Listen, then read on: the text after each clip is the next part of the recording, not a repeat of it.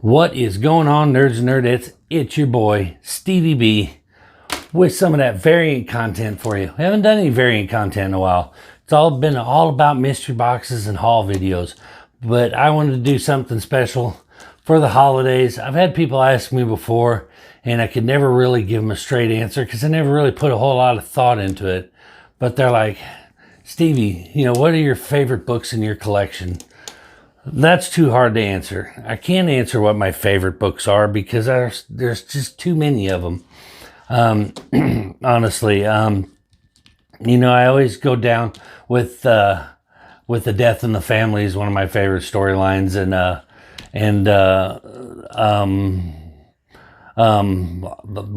I can't even think of the name of it now. A Lonely Place of Dying, Death, The High Cost of Living was one of my favorite storylines. I'm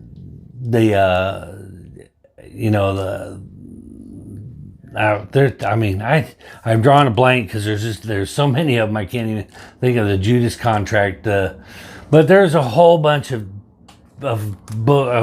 stories and books that have a special place in my heart for me, and that mean a lot to me, and that are my favorites. So to compile that list together would just be impossible and make for a monster long video. But what I can do is I can do a list of, as you saw in the thumbnail, the top 20 favorite covers in my collection. And that was hard enough because there are a lot of covers. Some covers, man, I'm like, oh, they should make the list, but no, then this one's a little bit better. And it's really hard. But everybody talks about cover buys, and I think all of us as collectors, to a certain extent, we cover buy. We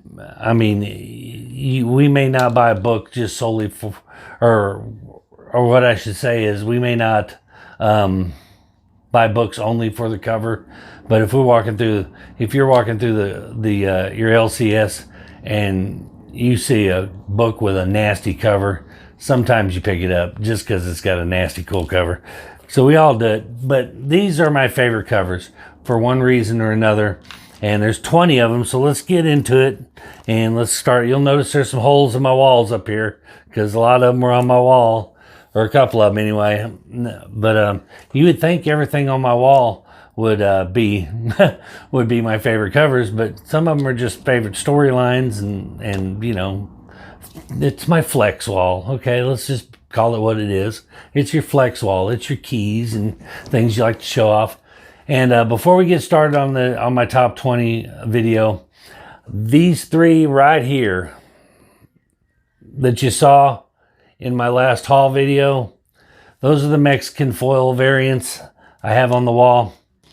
And I'm just going to tell you right now, they could be easily top 1, 2, and 3 of my favorites. Okay, I will say that, but I didn't want to cheat and throw those up so quickly because they're new and they're shiny and they're pretty. And sometimes, you have something for so long and then the appeal starts to wear off and they're not as cool. So I wanted to stick with books that have been in my collection for a while and have maintained that status of the coolest covers of my collection. So just to get that out of the way, people going, well, why ain't you got those up there? I thought that's why. But anyway, let's start it off. And number 20 is the new Teen Titans, number 39. And this is that George Perez cover where Dick Grayson and Wally West quit being Robin and Kid Flash. So I thought it was an iconic cover. Mine's not that great a shape. As you can see, it's got some staining on it. It's a white cover. It's really hard to find in really good shape, but I will upgrade it one time. It's from 1984. And like I said, it's a George Perez cover. Love it. It's iconic. It'll always be iconic. It'll be homaged, several times. I'm sure, or it has been already. And next up, and this one, there's for the longest time, Robin was the Aquaman, was like Aquaman, just no respect. He was the goofy little sidekick, and he didn't get a whole lot of respect. And so when somebody finally drew him and gave him this intense and almost demonic look in his face, you know, this serious look, you made you take him seriously. And that would be this Tim Drake cover on Robin in this 1 of 5 miniseries, Brian Boland. And I mean, he puts Robin in the forefront, and the look of intensity on his face, you take him seriously in that. And I love that cover for that. I love the way the way Brian Boland drew him. It's like, I ain't no sidekick anymore kind of thing, you know. But it was really cool. And that was from 91. Like I said, this is that Robin miniseries from 91. It was a 5-part miniseries. But I love that cover. Speaking of Robins, another Robin cover I just had to, is one of my favorites. And this is a dollar bin book all day long. Matter of fact, this is a dollar bin book all day long. So this wasn't about value or anything. This is just about covers. And this one is from 94, and it's Tom Grummett. And it's from the 0 Hour storyline. But it was Robin number 10, where Tim Drake meets up with Dick Grayson in like an alternate reality kind of thing. But I thought that was cool because, I mean, come on, the new Robin meets the old Robin. That was a cool cover, but I was a big fan of that one. Speaking of new meeting the old, keeping with Tom Grummett and the 0 Hour storyline, this is another one where I could say the same exact thing about this one. The original Superman meets the new Superman. So, I mean, those are just cool to me. I dig them. It's almost like a set. You can't have one without having the other of those. It's just awesome. And that's number 17. Number 17. So we're 4 in. And of course, this one was going to make an appearance. And let me tell you, I dug through my collection of these books, and to find to keep from just throwing a bunch of them in here and taking up and trying to single it down to one of my favorite covers from this series was really, really, really difficult.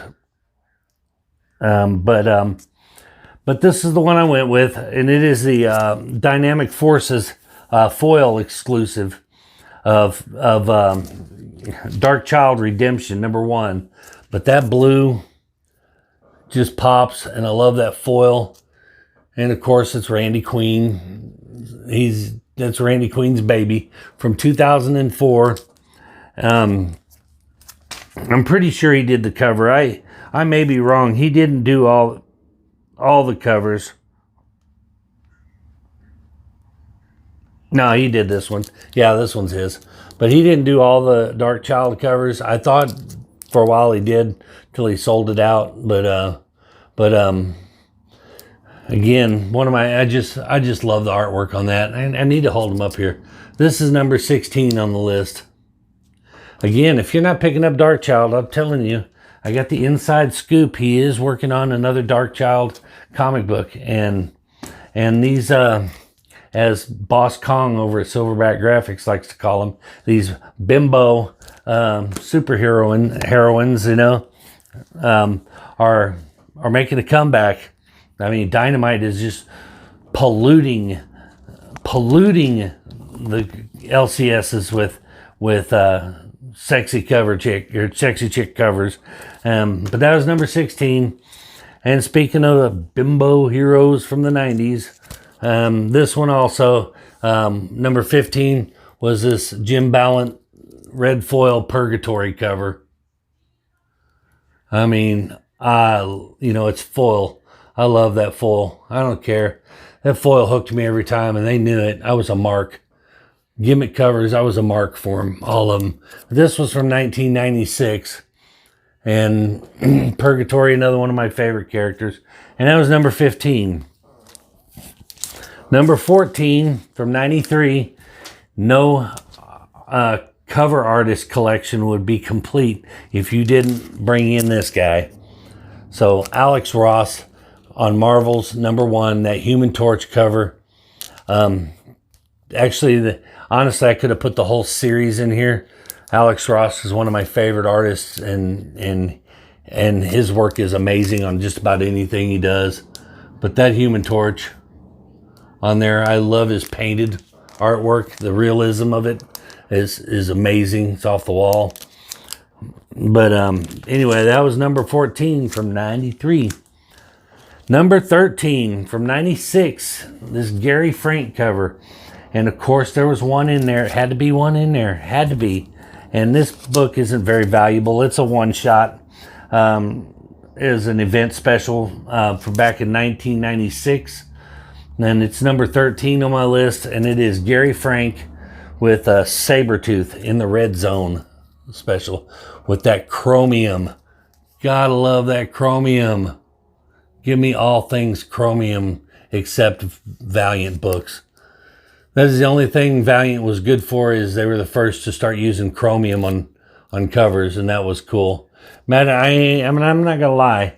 The Ninjak cover, the chromium cover, was dope as fuck. I ain't gonna lie, it was dope as hell. That cover was nasty. It was great. Unfortunately, that was the only thing about that book that was good. The rest of it was garbage. So, but thank you, Valiant, for bringing us chromium, because these are awesome. And that was number 13. Number 12. This was a mail away for, I'm not going to remember now. I had my lines memorized, damn it, and I forgot them. UNICEF. Glad I didn't have to stumble on that for very long. It's a Jim Craig cover from 94. And you had to mail, yeah, like I said, it was an exclusive mail-in for UNICEF. And it's foil and embossed. So, you know, swing, as they would say. But it's Incredible Hulk versus Venom, #1. And I love it. And it's a Jim Craig, I said Jim Craig cover, but it's got that foil goodness in the title. And you can't tell, but it is embossed. Through here, there, that's all embossed out. I don't think you can tell no matter what I do with it. But here you go. Yeah, you can kind of tell. There you go. The light hits it, right? But anyway, gorgeous, gorgeous cover. And that book, believe it or not, when I picked this up, I went after this book, and it wasn't very expensive. And I mean, literally, the day after, almost the day after I got it, I showed it to my friend. I showed it to the preacher, my friend, the preacher, Jason Sizemore, the comic book preacher. And he loved it, and he ran out and bought him one. And I mean, and now this book has blown up, and it's $40 some odd now to try to get one of them. But anyway, that was number 12. Number 11, another artist that I'm a big fan of. Not all his work does it for me. He does a lot of some of these, it's hard to say, this abstract covers that are kind of, you know, where they look, kind of remind me of a Monet painting, you know, from far away, you can see the picture, but when you get close up, it's just a bunch of blotches. He does a lot of that kind of work, and I'm not a fan of that, but when he really gets in and draws and does his work, it's disgusting. And nothing shows that off better than the 2018 Batman Max #1, and that's Johnny Desjardins. But I mean, when he really, really wants to draw something, it's nasty, and I love it. I love it when he goes into like this. But it's from 2018, and it is number 11. Now we have hit the top 10. The top 10 got harder, just got harder. But making another appearance in the top 20, you knew it would. But this Glory Angela #1, the Andy Park cover, which is odd because I mean it looks a lot like Randy Queen's art, but it's Andy Park that did did the art on the cover of this. But it's number 1 is also the first appearance of Darkchild. So again, get on it. I'm telling you, you can still get this book for in the dollar bins. And it's a flip book. I'll show you this cover. This is the cover that did it for me. I love that. And I mean, you can just see it's gorgeous. And then if you want, well, it's in a bag, but the other side is very unimpressive. But that one is awesome. And that is number 10 from I don't know what year that was from. I can't remember. It was definitely 90s. 96, I want to say, somewhere in there. Anyway, but Darkchild, or yeah, Glory Angela, number 1. Go pick one up today. Number 9 on the list is an indie comic, and it's one you could only get from. Why do I always have a hard time remembering the name of those fundraising sites. It's not GoFundMe, but it's the other one. But you know what I'm talking about. But it's Mike DeBalfo. It's from 2019, number 9 on my list, and that's White Widow, number 1. This foil cover. It's hard to tell that it's. Oh wait, I'm sorry. This is not the foil one. There's a foil. Okay, I grabbed the wrong one. There is a foil version of this one, and that's the one I meant to grab. But it's the same exact cover. It's just got metallic foil cover, but it's still gorgeous, gorgeous. Number 9 on my list. And number 8 on the list, and this artist here is one you can reach out to and have him do covers for you. You know, we fight like brothers all the time, and you would think we just didn't like each other, but in real life, he's like a brother, and he's a good friend of mine, and probably one of the best artists in the community, you know, bar none. And he really cranks out these things, and he does such a good job on them. And I was so excited to get this when it came out, because this is his very first comic book, and I've got a ton of stuff from him, prints and stuff that I've gotten from him, but this one, you know, there's only 50 of these, and actually, to be honest, there's only one of these because he did a little remark for me on the front. But it's Squatchy. Of course, it's Squatchy. Of course, he made the list, and he made the top 10 in good company. I'm telling you. But like I said, we rag on each other. We roast each other really hard. What you see on the Mystery Men show is a watered down, tame version of the shit that we talk about and the roastings we do to each other in the private chats. But anyway, enough babbling on. Squatchy, you're a dick, but I love you. You're my brother. And number 8 on the list was Squatchy and Foo, the B cover. I like the B cover because it's that Hulk, and it's that Hulk and Wolverine homage. I can't remember I'll put a picture of the one that I'm thinking of because I can't remember which book it is, but that one I just showed you. It's an homage to that cover there, and I love it. I love it. I've got one of every cover, and they're all 3 great, but for some reason this one's just my favorite. Got a little Foo there flipping the bird, and the little remark he did for me. So, yep, number 8. My boy Squatchy. Dick. What a dick. All right. What was that, number 8? Did I say number 8? Yeah, number 8. See, the bad thing is he's going to light me up in Instagram and say, the hell, man, number 8? God. Just number 8, you put me behind the next guy? Sorry, Squatch. But, I mean, come on. You know you wasn't going to beat this guy. Number 7 on the list, Tyler Kirkham with the Super Sons #1 foil virgin variant. And that is just nasty. You're in good company, Squatch. You made it just under Tyler Kirkham. That's saying a lot. But I just love it. I mean, I have I know every book up there that's graded that you see is every graded book I have.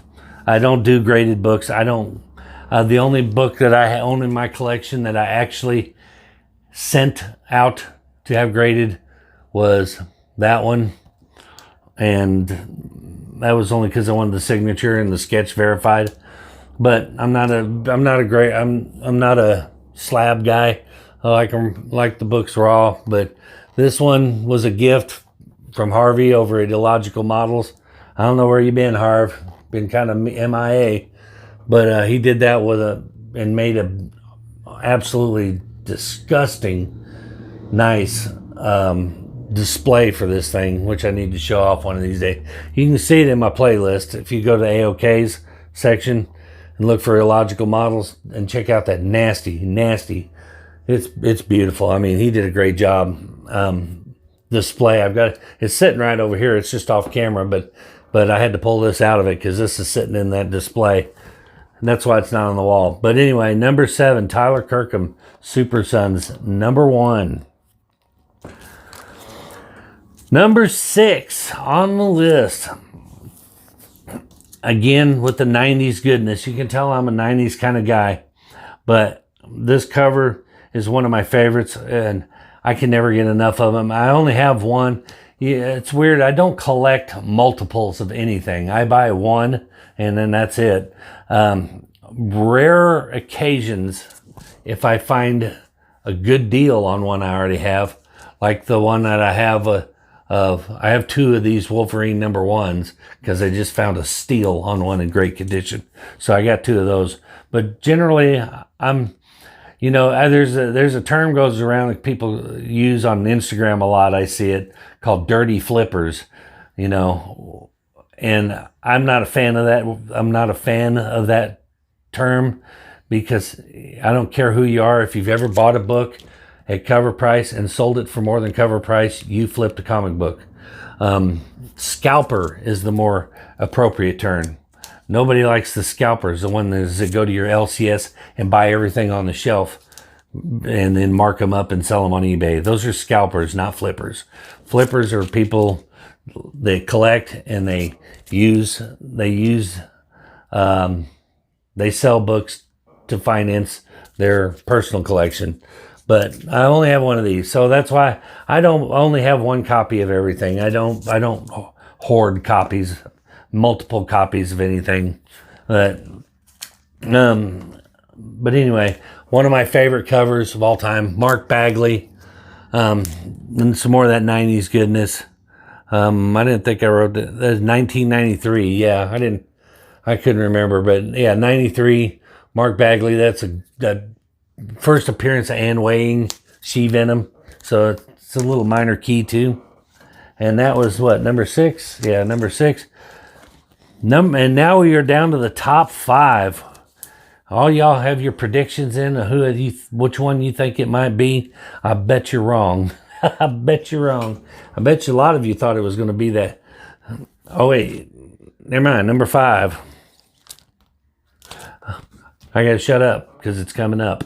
All right, #5 is this. It is You're the Villain, the Joker, #1. And I know y'all are thinking, really? That made it in the top 5? Yes, it did. And there's a reason, because it is the Stuart Sager cover. And it was a gift from Wink Inc. Because I really admire Stuart Sager's work, and Wink and I are both big fans of his work. I love the how he just takes a character and he makes it horrifying. I mean, nobody draws the Joker more horrifying looking than Stuart Sager. It's kind of abstract, but I mean, it reminds me a lot of you ever read that book Arkham Asylum. Yeah, Arkham Asylum. The abstract kind of painted artwork. It was really weird. It's real reminiscent of that, and I love it, love it. But this one he sent me was signed with a nasty Stuart Sager remark on it, and so I absolutely love this. That's why it made my top 5. That's why she's rocking the Gator Guard. Gator Guards. Screw CGC. Up yours, CBCS. Bite me, PGX. Gator Guard. That's the way to go. Not a paid sponsor. But anyway, but I love it. That's number 5. Number 4 is the one I was just getting ready to spoil and say you guys probably thought was going to be my favorite on my number 1, but it isn't. And but it's close. It made it to number 4, and it is the one that I said I sent off to CBCS to have the signature and the remark verified. And I got pictures here because I'm not going to take it off the wall. I didn't want to take the slabs are harder to get off the wall. I didn't want to take it down off the wall. That you can see it right there, and I got the pictures here. So just check it out. I mean, and you know, that was Venom Lethal Protector number 1. Yeah, was it 1990 or 91? But anyway, Mark Bagley, Sam De La Rosa. What can you do, man? How much? It just don't get any better than that. And with a nasty remark on it, I'm telling you, that's why it's in my top 5. Number 4, another artist, or that was number 4. I'm sorry, that was number 4. Number 3, another artist that if he ain't in your top 10, I don't know where you're at. He's got to be in your top 10. He is the most homaged artist on the planet. People copy his shit all the time. More specifically, this cover has been homaged more times than any cover I can think of. Don't fact check me on it because I'm not positive. I'm just saying if I had to take a bet on which cover has been homaged the most times, I would say this one ranks right up there. And it is Spider-Man number 1. And I have the black and silver foil variant. And it's Todd McFarlane from 1990. But absolutely love that cover. There's a reason why this cover gets homaged so much, because it's just beautiful. Todd McFarlane redefined how Spider-Man was drawn in the 90s. And starting with this stuff here, he just took Spider-Man to a whole new level as far as artwork goes. And this cover was a statement piece back in the 90s. And it's just gorgeous. So I love it. Number 2. I'm sorry, Foo. I know you think this one was going to make my number 1. And if you'd asked me a year ago, it probably would have. Because it is one of my favorite covers ever. And it's Darryl Banks' cover from 94. And it's from the Emerald Twilight storyline. And it's Green Lantern number 49. No! I mean, that was just a nasty cover. And it's been my favorite cover for years and years and years until number 1 here bumped it. But I always thought this should have a title on it that just should say Vulgar Display of Power. Because that's what it looks like. That evil grin on his face. And this was after he just slaughtered the entire Green Lantern Corps and took their rings to bring back Coast City. Or Central City. It's Coast City. Yeah, Coast City. But I'm getting my Flash and Green Lantern mixed up. But anyway. But beautiful cover. And Darryl Banks, honestly, this is the only cover I could even think of by him. I had never heard of him, but he knocked it out of the park with that one. Absolutely love that cover. So, you're wondering, well, what in the world? Foo's probably wondering, what in the world could he have that knocked Green Lantern 49 out of the top spot?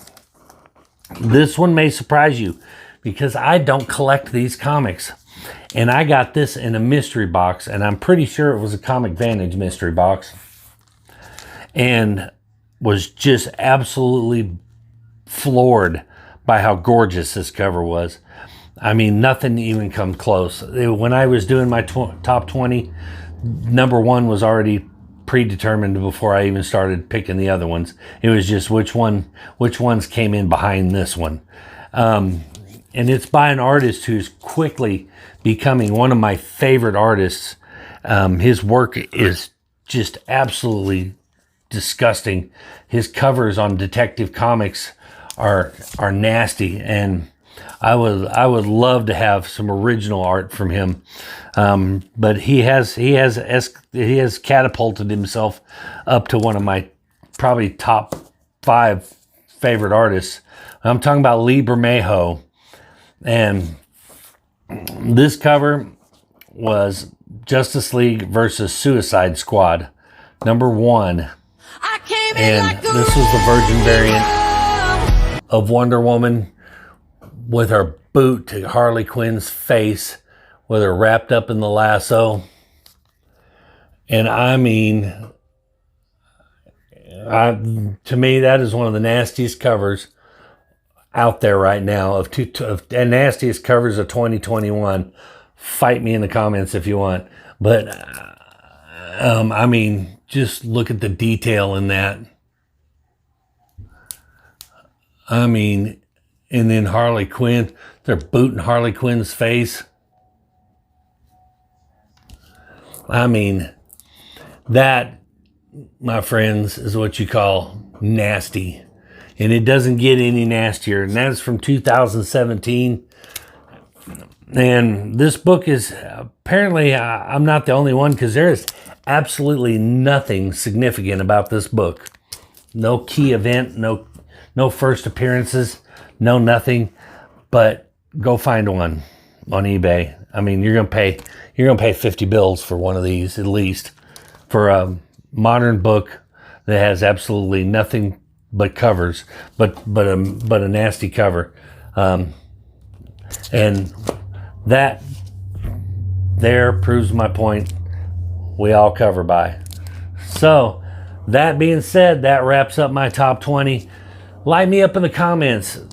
I mean, I'm sure I'm going to hear I can't believe you put this person before that person, and I can't believe you picked Wonder Woman as your number 1 over Green Lantern. Light it up. I love to hear your comments. Again, there are several books in my collection that I had a hard time not adding to this top 20 list because they were just nasty. There's some nasty stuff in there.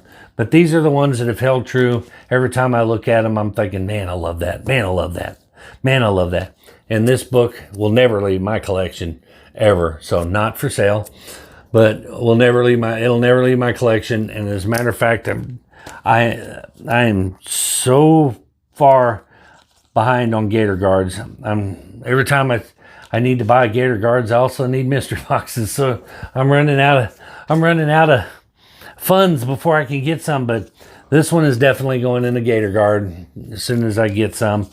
I mean, I really, honestly, guys, over at Gator Guard, if you want a spokesman, you want to sponsor some Stevie B content, I'm totally open to sponsorship. You don't have to pay me. Just send me Gator Guards. Two a week should cover it. Man, I'll be all right. But anyway, guys, I hope you enjoyed this video. As I enjoyed making it. Something a little different for the holidays. A little top 20 list I'd never done before. Hope it kept you entertained. Again, light it up in the comments and let me know what you thought. If you agree, disagree, or what's your favorite? What was your favorite cover in my collection? That'd be interesting to hear. Anyway, that is going to do it for me. Before you go, please smash that like button. Comment, share, do all that stuff. All those things help out with my algorithms, and they get me noticed. They really help boost the channel popularity. I don't think people realize how how much that affects it, but it really does a lot. And for those of you that are in here every video commenting, God bless you. Happy holidays to you. You are my bread and butter. The reasons why I do these videos. Thank you. And for all of you that just show up on my videos to troll me, Jedi farce. Happy holidays to you too. And I appreciate you guys as well. Anyway, even when you're trolling me. But that being said, y'all take care. Have a great holiday season. And we will see you guys when we come back. Peace. I may have fingered an innocent man, so.